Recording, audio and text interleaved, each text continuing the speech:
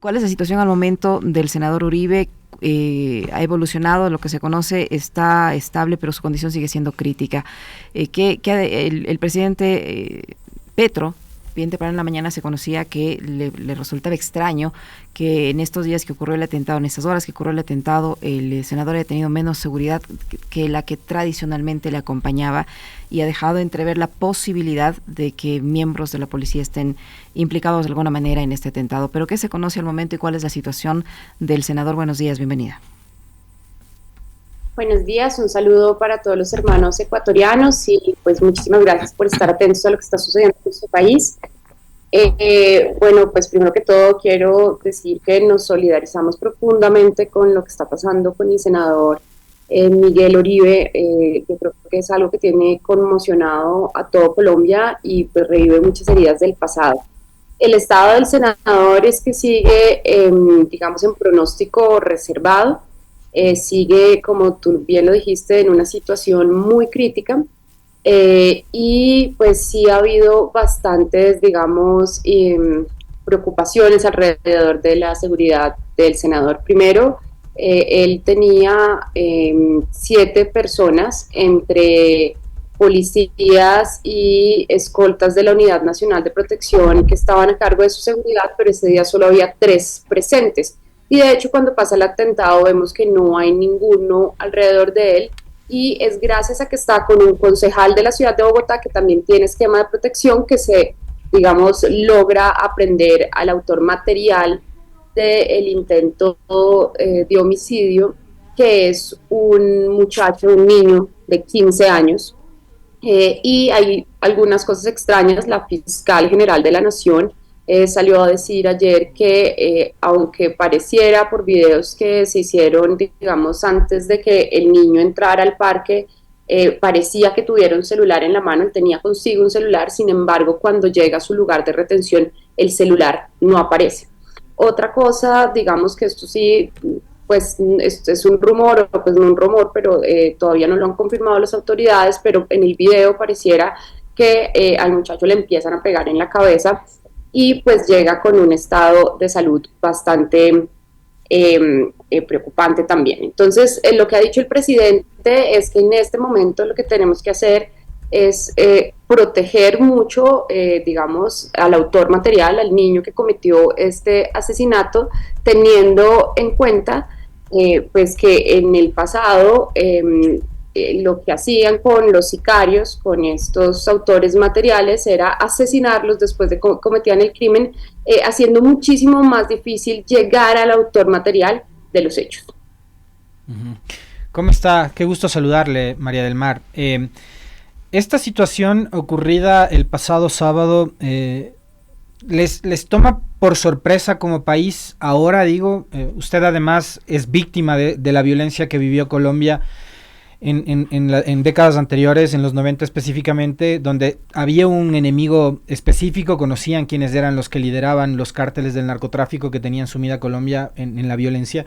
Pero lo que ocurrió el sábado, que es algo que Colombia ya no lo había vivido durante largo rato, digamos, de alguna manera les toma por sorpresa. ¿Había quizás algún anticipo? Yo vi, corríjame si me equivoco, algún mensaje en días previos del presidente Petro llamando a la gente a cuidar y a resguardar más de la seguridad de sus familiares, porque habría ya amenazas hace rato en contra de ciertos actores políticos.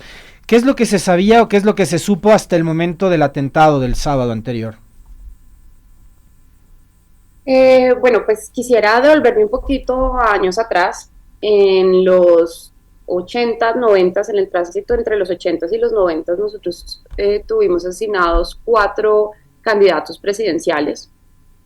Unos fueron asesinados por el narcotráfico y otros en lo que se cree que es una alianza entre oligopolios económicos y la extrema derecha y las fuerzas de seguridad del Estado, como fue el caso de mi padre en alianza con el narcotráfico. Pero definitivamente yo quisiera dejar claro que estos asesinatos no, digamos, fueron también asesinatos políticos y no asesinatos de, digamos, la mafia común, porque lo que estaban impidiendo de cierta manera era que un grupo político llegara al poder y por esta razón son magnicidios.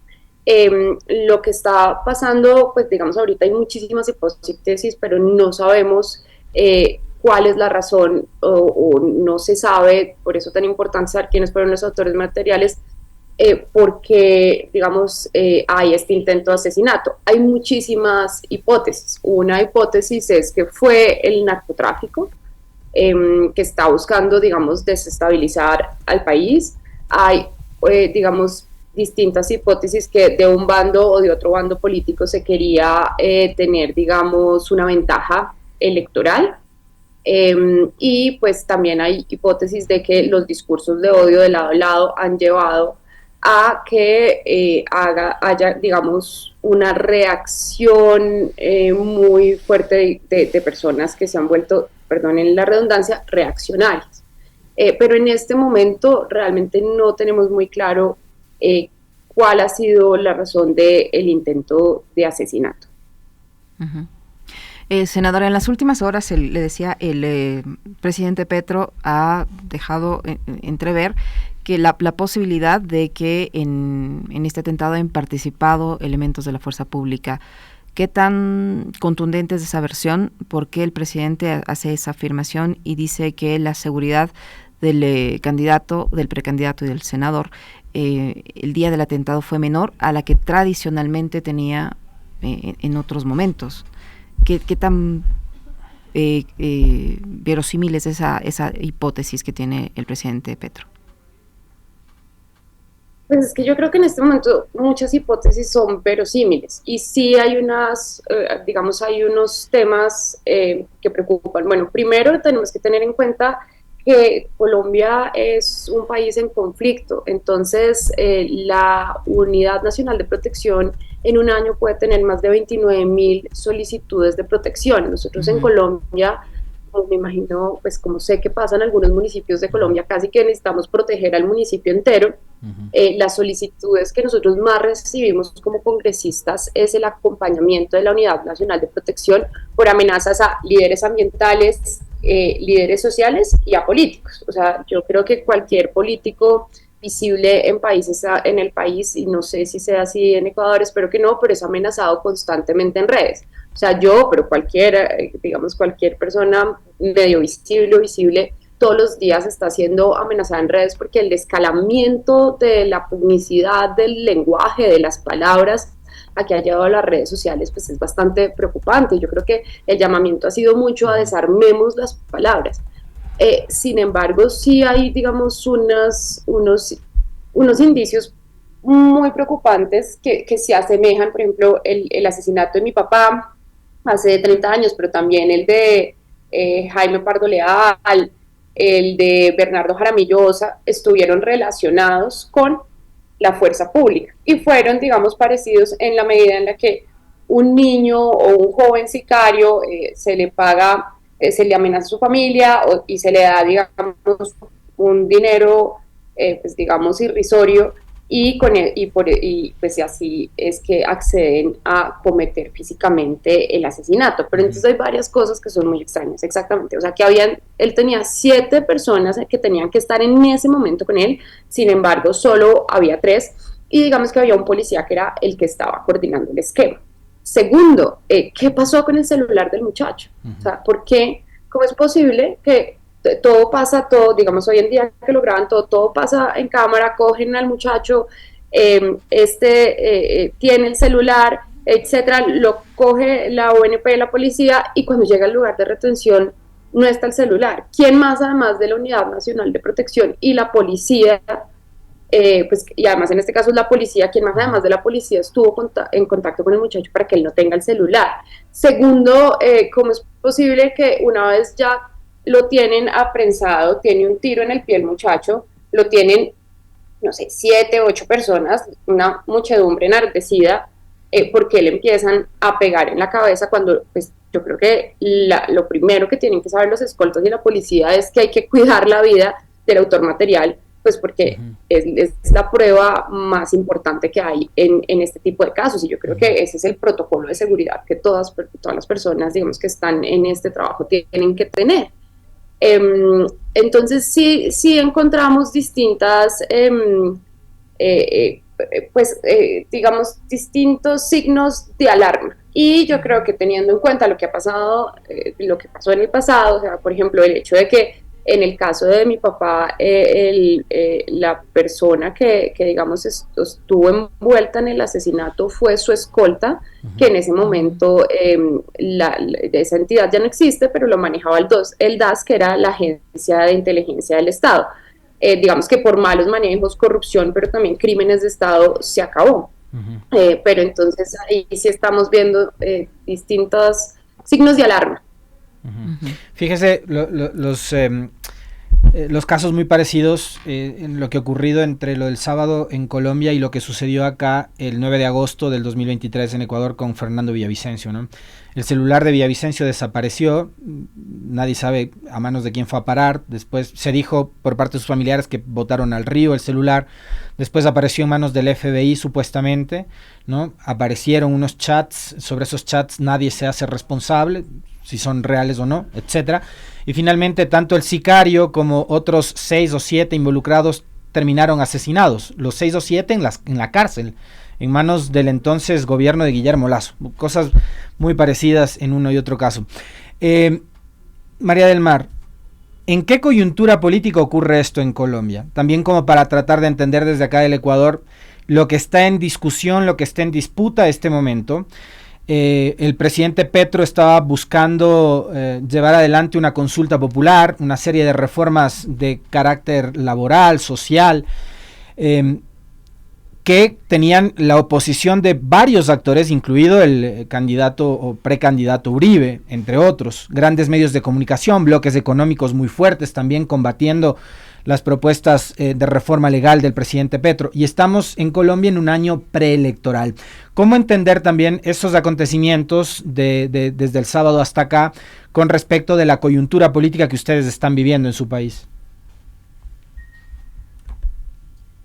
Sí, pues digamos hay una gran polarización. Hay que tener en cuenta que el gobierno nacional, digamos, del presidente Gustavo Petro, que es un gobierno de izquierda en alianza con la centro izquierda y algunos partidos tradicionales, pues realmente no tiene el control del Congreso. Nosotros como pacto histórico tenemos alrededor del 20% del Congreso de la República, lo cual ha hecho muy difícil la gobernabilidad del presidente. En un principio se inició con un gran acuerdo nacional y pues lo que sentimos los partidos de gobierno y yo creo que el presidente es que no se ha sido, digamos, fiel a y yo creo que ni siquiera es un sentimiento. Yo les puedo decir que yo que he estado en las comisiones económicas liderando reformas tributarias, etcétera, llegamos a acuerdos que en una mesa digamos, nosotros cedemos, pero aún si cedemos, estos acuerdos no se cumplen. El presidente ha tenido 3 reformas que para él son indispensables, que es la reforma pensional, la cual salió del Congreso, pero en este momento está siendo evaluada en la Corte porque para que no se cayera, la estrategia del presidente fue que la Cámara Baja, la Cámara de Representantes, digamos que copiara el texto de Senado, que eso se puede en la legislación colombiana, para que esta no se cayera por tiempo. Y ahora está en revisión de la Corte para ver si la aprueban, si toca volver a empezar desde cero o si simplemente devuelven los artículos que se copiaron de Senado. Entonces, pues esa reforma pensional estamos como en veremos y está en este momento en manos de la Corte Suprema de Justicia. La segunda reforma que era fundamental para este gobierno era la reforma a la salud, la cual en este momento pues se cayó, por tiempos ya no están dando y pues no se quiso discutir a fondo. Y la tercera reforma, que es la reforma laboral, ha sido una reforma muy sentida por el pueblo colombiano y que realmente ha hecho que los colombianos se movilicen a favor, digamos, de esta reforma. ¿Por qué? Porque es una reforma que habla de temas muy cotidianos de la población. Las horas extras, los dominicales, la licencia de paternidad, o sea, temas que realmente, digamos, a los colombianos, yo creo que son, primero, temas muy digamos, muy cotidianos, muy sencillos de entender para la población, muy cercanos a ellos, muy sentidos. Entonces, esta reforma no se quiso discutir en Senado. Después hubo una apelación y estaba para discutir esta semana. Sin embargo, pues el Senado ha dicho que por lo que pasó con lo de Miguel Uribe, pues ya no va a discutir la ley esta semana, lo cual algunos pensamos, no, pues no hay que confundir peras con manzanas. Es muy importante que, claro, que guardáramos el duelo de ayer. Los partidos de gobierno, todo el mundo dijo, hay que guardar pues todo el luto. De verdad, que yo creo que todos estamos muy choqueados y compungidos, pero pues igual no podemos, la legislatura se acaba en 15 días, si no se discute esta semana la reforma laboral, pues ya no habrá tiempo de discutirla. Viendo que el Senado tenía tan poquita intención de discutirla, en la Constitución de 1991 de Colombia hay una herramienta para dirimir diferencias entre el Ejecutivo y el Congreso, que se llama la consulta popular, y es llevar unas preguntas muy sencillas a la población colombiana a que voten sí o no en la urna. Esto, digamos que es una forma de participación democrática directa a la cual los partidos de oposición se han opuesto firmemente, diciendo que además no es democrático porque se está pasando por encima del Congreso, pero pues a lo que nosotros decimos es que primero es totalmente legítimo y legal, está en la Constitución, y segundo, pues no hay nada menos dictatorial que de hecho irle a preguntar al pueblo. Sin embargo, las preguntas de la consulta popular, según la Constitución, tienen que pasar por el Senado. Si el Senado, digamos, no las vota, el presidente puede hacer la consulta popular por decreto. Pero sí hubo la votación, pero en esa votación hubo muchísimos vicios en el Senado, y todo esto pasó frente a la Cámara y a los ojos del país. Uno, la votación duró 2 minutos, aun cuando todos los congresistas le estaban gritando pues al presidente del Senado que por favor no cerrara la votación, que ya estaban entrando porque algunos habían ido simplemente al baño a tomarse un café. Esto fue lo primero, tema muy atípico. Segundo, la Corte tumbó esta votación porque había más congresistas en el recinto que votos. Y hay en la ley quinta colombiana, que es la que rige al Congreso de la República, pues resulta que si un congresista está en el recinto, tiene que votar. Y tercero, muchísimos senadores, María José Pizarro, bueno, muchísimos senadores inmediatamente pidieron la apelación, que es que se reabra la votación. Sin embargo, el presidente del Senado cerró la votación tajantemente. Esto ha hecho que se vuelque el país un poco a exigirle al Senado de la República mayores garantías y a que estén, digamos, acompañando al gobierno, digamos, mayoritariamente, obviamente no todo el país, pero mayoritariamente apoyando la iniciativa de consulta popular del presidente. Entonces, ese es un poco, digamos, en el momento en el que sucede este ataque a Miguel Uribe. Yo en ningún momento quiero implicar que nada de esto esté relacionado, pero es para decir que estamos en un momento de muchísima pugnacidad política. Hay mucha polarización. ¿Cuánto ha abonado a esto, María del Mar, el rol de la prensa, los periodistas? De hecho, ahora tenemos una periodista como precandidata presidencial, Vicky Dávila, que es además una de las más persistentes opositoras no solo al régimen de Petro, sino a todo lo que tenga que ver con la corriente de izquierdas o socialistas. Pero ¿cuánto ha abonado a que existe ese ambiente de polarización, de profunda disputa, que pueda llegar incluso a las agresiones, a la violencia, el rol de la prensa y el periodismo? Pues yo ayer estaba viendo algunos tweets de Vicky Dávila para una entrevista, porque digamos que el tema del día de ayer fue la pugnacidad de las palabras y el escalamiento de la violencia oral y política, y la verdad es que sus palabras son bastante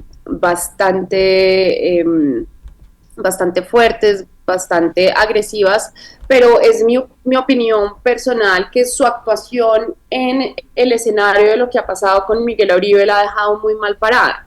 Ha sido bastante oportunista, entonces nosotros vimos como ella es la primera que llega a la clínica y en vez de estar como muy concentrados en lo que está pasando, empezó a hacer un poco de política con lo que le había dicho al senador.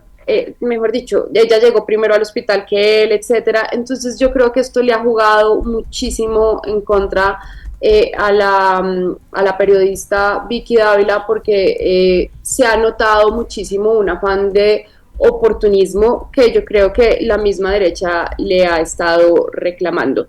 Pero yo sí creo que, digamos, evidentemente para mí hay bastantes medios y medios tradicionales que no han sido muy objetivos a lo largo del gobierno de Gustavo Petro, sino que